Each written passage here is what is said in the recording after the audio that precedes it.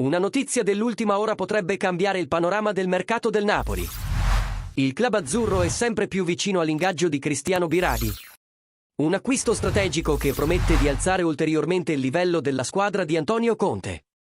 Cogliete l'occasione per lasciare i vostri like e iscrivetevi al canale, perché ci sono tante altre novità in arrivo.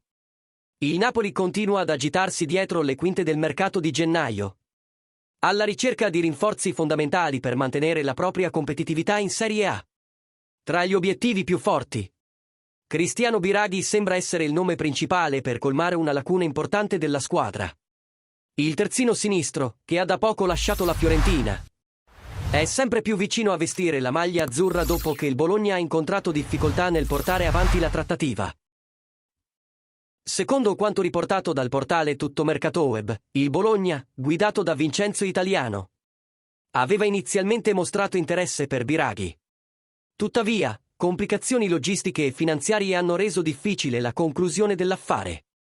Il club rossoblu ha Giacqua Miranda come terzino sinistro di prima scelta e Lico Giannis come riserva, il che significa che deve vendere il centrale greco prima di prendere in considerazione un affare per Biraghi.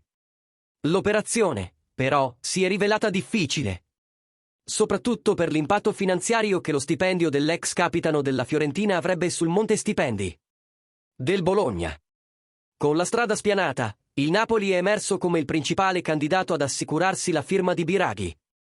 La squadra di Antonio Conte, che non ha un'alternativa affidabile ad Alessandro Buongiorno, vede nel terzino sinistro un giocatore chiave per rafforzare la difesa e ampliare le opzioni tattiche.